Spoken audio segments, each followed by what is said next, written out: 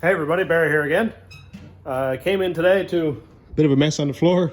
I think all the brake fluid leaked out of this thing. So I'm gonna clean that up and we're gonna get right back at it. Alrighty, let's get back to it.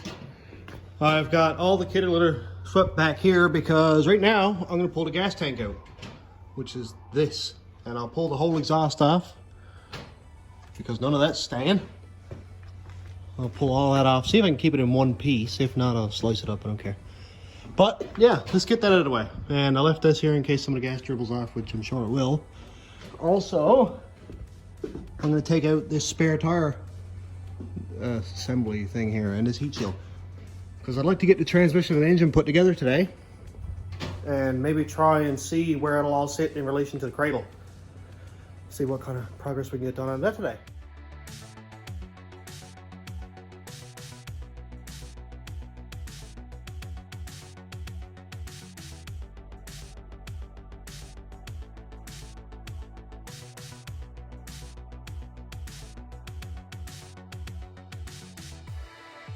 Well, that was actually pretty quick.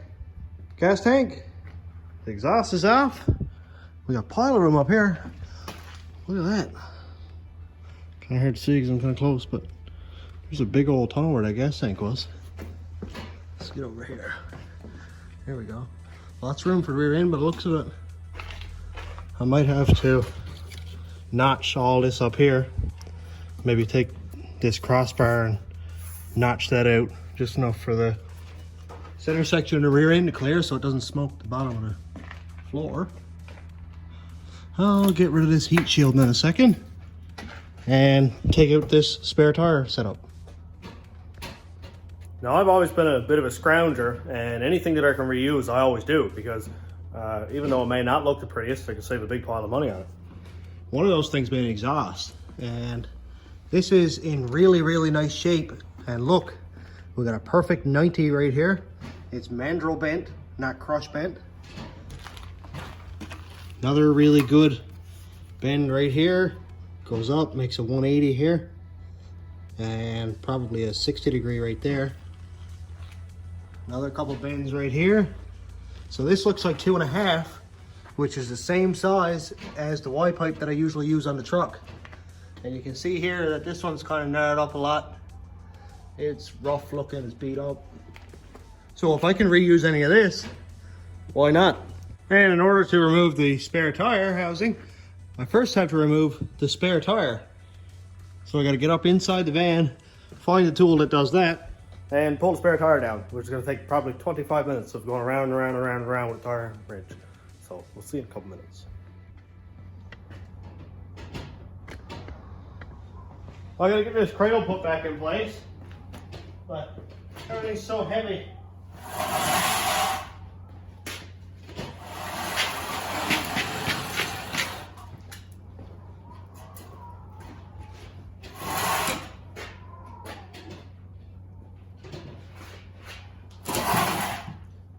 I'm gonna try and line up everything, see where the engine is gonna sit, where the transmission is gonna sit, and if I'm gonna have to move everything. I'm still thinking the rack is gonna be hitting. So I might have to do a steering box setup up front, or get a rack that sits up front.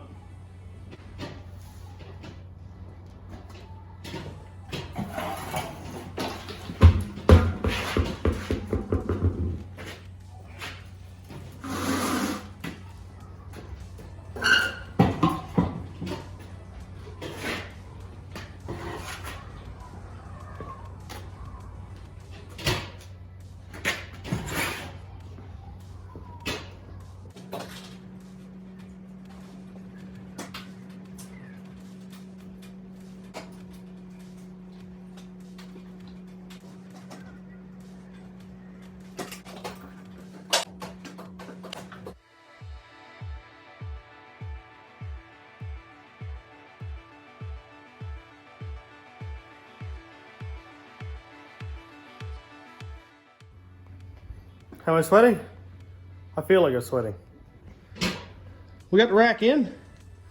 Realized not a lot of room.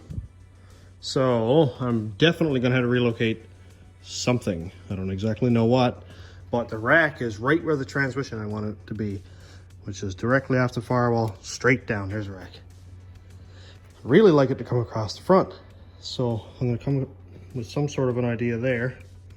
Come off steering column, come forward.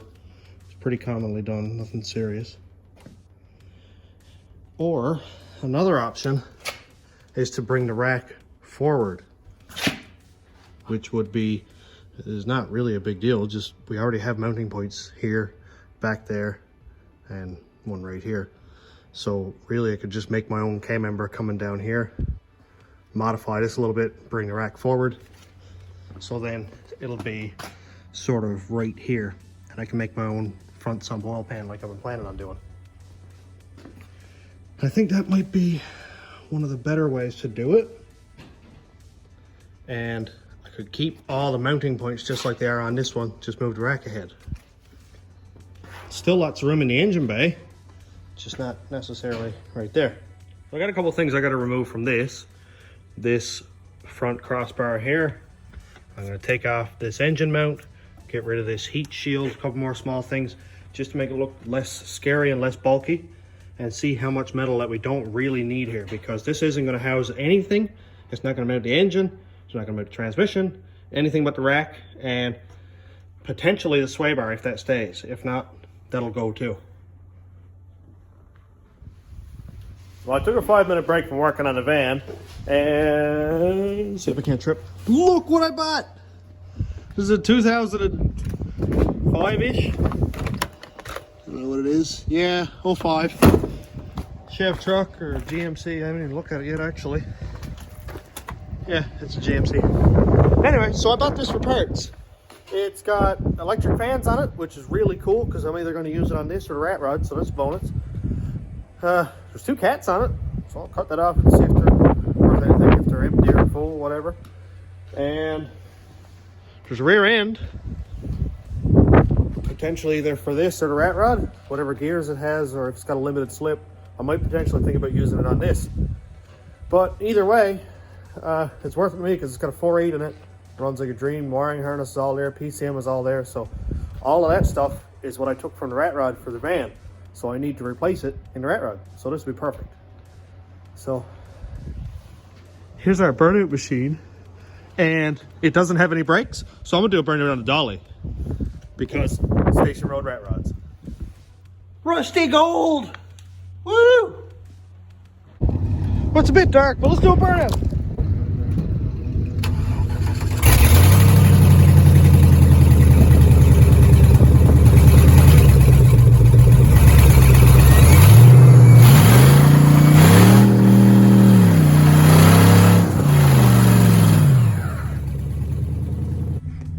Woo! Dolly burnouts. Man, this is loud.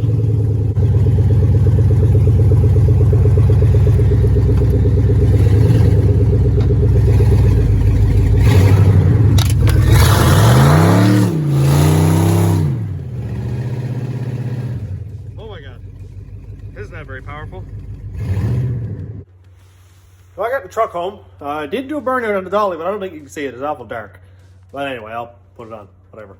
So, I'm kind of done with the van for the night because I need to get some steel. I need to come up with a plan for the rack. The truck that I just got actually has a steering box in it, so I'll either use the steering box out of the Ford or the Chev and put on this, or if I can in time find a front mounted rack, then I'll do that. So if anybody out there, Central Newfoundland, has a front mounted rack that is free or cheap or trade for LS parts, just let me know. So I'm going to go ahead to the transmission. At the end of the year, I was noticing that the truck was really, really hard to get into gear, and every time I'd shift, it would sort of grind. I found out why. So I unbolted my slave cylinder here, and I went to pull it off, and I was like, oh, why did this come off with it? This is the throwout bearing, and that's not supposed to come apart from that. So I've got a new one here. This is CarQuest Premium Hydraulics. Part number is 360107. These are really good parts, lifetime warranty, all that. and they come with all the fittings that you need for the quick release for the master cylinder. I'm going to put a new clutch master cylinder on it too, because I'm sick and tired of messing with clutch stuff. There's nothing worse than when you get everything put together, start it up, and you put it in gear and it goes clunk, and then grinding gears and all that stuff's hard on clutch, hard on transmission, synchronizers, all that. So better off spending the extra little bit of money now and putting it in new. So what we have here is the old slave cylinder. You can see that it came apart. And here's the old throw bearing, which is very loud, and also our bellows and all that are leaking, so obviously fluid's not going to stay in it. And here's our new one. So all I got to do is feed this hose through one of these holes here, bolt it on, and put our bleed nipple in. Done. So our bleeder port goes out of this top hole right here. So we don't want to, I don't think you can put it in upside down, but let's feed this. Oh boy, we'll destroy it all. Feed that out through there. And there's only one way to put this on, because there's a hole at the top, hole in the bottom. So there's no lining it up backwards or anything like that.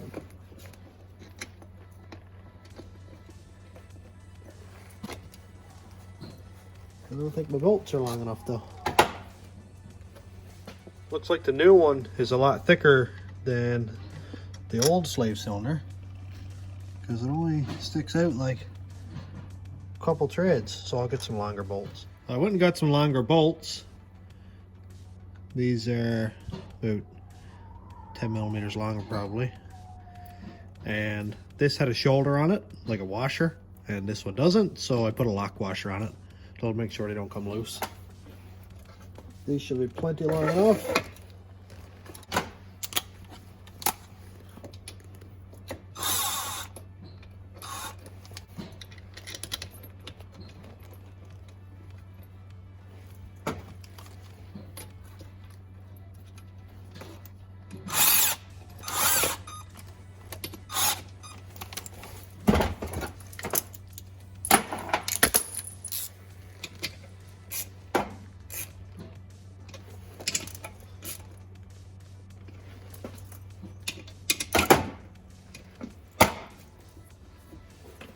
All good. Next we'll look at the clutch master cylinder, and that's this piece right here. So this is also a new one made by LUK, or Schaeffler I guess it's pronounced. Part number is here, LMC 408. This is for the 99 to 06 Chevy trucks. This is the V6 or a 4.8. And what it has is like a quick release, almost like a hydraulic system one here. And what it does is snaps into place and is locked in with this tab here. We can see the notches here where this clip goes. So we just kind of pop that one in until it's seated. Then grab our master cylinder. It came with a new bushing, so we'll use that. And it also came with a new O-ring, so let's go replace that too. And this one just goes until it goes click. And lock that down in there, and we're all good and tight. Something I forgot to mention on this one is the new master cylinder doesn't actually come with this pipe. I already had it changed before I filmed and didn't realize it. So we'll go ahead and change this one out. So show you how. We'll pop this roll pin out, and we'll just pop this one off. And in the bag with all the parts came a new seal. There we go. So that new seal just slips on right here like this.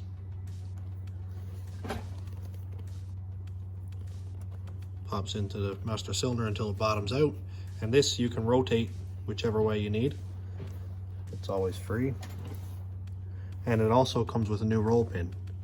So you just put that one in place. Lay it down somewhere solid and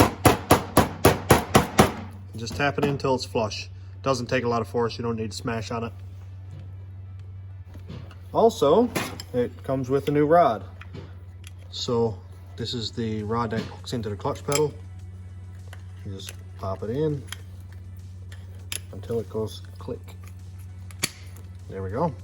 Now it's in tight, won't come out. And here's the new socket that clicks into the clutch pedal itself. Just pop that one on. And it should snap on also. There we go. Now we have all new clutch hydraulic system. One thing I wanted to mention is how much contamination is in this. That is very dirty. And I only put new fluid in it and bled it about 3 weeks before I put the truck away. So all that contamination, I'm gonna say, came back up through this part. I thought maybe it was missing a piece because this didn't have anything screwed in the end of it, but we can see that this is basically just an extended bleeder screw because the hole is in right here and it seats there and it'll just pour fluid out through the hole. So all that does is goes in here. When I'm ready to bleed, I just put my ratchet in through here and unscrew it a little bit, enough for it to bleed it, and then tighten it back up again. May have a plan for the steering, and it won't take too much modification. My buddy Rodney was up night talking about it and trying to figure out some plans and stuff. And what we came up with is the rack is obviously back way too far and it'll be hitting the transmission. So we can see that the tie rod that's right here leaves the rack and goes forward out to the knuckle on quite an angle. So I think what I can do is take the rack, move it up right here and make a cross member off of this bracket, go over to this bracket and mount the rack right here. So it'll move it ahead probably 8 inches. And then all I have to do is tip the rack back, and I think the steering knuckle will even still hook up. That way it'll be directly under the oil pan. I'll either be able to obviously make my own oil pan again with a front sump, or it may just sneak ahead of the sump part of the oil pan that's on it now. Also, I'll just either get rid of the sway bar altogether or move it up here and have it run back toward the links. And I can just move this chunk out of the way. I can basically gut the back half of this whole cross member and get rid of all that, so the oil pan can sit down here comfortably, the transmission will be fine, and then really beef up the front of this here with some like Schedule 40 or Schedule 80 pipe, and even triangulate it, run it up here to this nice heavy cross member and make almost a square engine cradle. It won't change the control arm geometry. It'll change the steering geometry a little bit, because instead of the tie rod going out on an angle this way, it'll just go on an angle that way. And it can't really hit anything because the sway bar is going to be moved. The sway bar is right here going up, and obviously there's no CV axle in it, so I'm not really worried about hitting the CV axle or anything, because obviously it's going that way. It's rear wheel drive, no big deal. So that looks promising. It's a little bit of light in the very dark tunnel of this build. I can't say it's too dark. I'm having a lot of fun with it. And I won't even actually have to move this brace at all, or this cradle mount, because the rack will just be in front of it. So everything there will be untouched. I won't have to worry about any alignment issues or anything. All I got to do is move the rack ahead and then get it on a wheel alignment machine. Make sure that the wheels aren't toe in or toe out. It won't change the camber because the struts are the same. Control arms are in the same position. I won't have to worry about maybe I measured wrong this way or that way. Everything will be the same. Just gut the middle of that, beef up the front of it, done. Of course, it sounds very, very simple just talking about it. And I'm not going to start that tonight because I got to pull this thing out for Monday and get it out for a day or so and get some work done, bring it back in. And after that, I'm going to buy up some pipe, really get into this, see if we can get the engine mounted by the end of the week. Fingers crossed, everybody. So I'm going to shut her off there and clean up the garage and go home for tonight. And thanks for watching, everybody. Have a good night.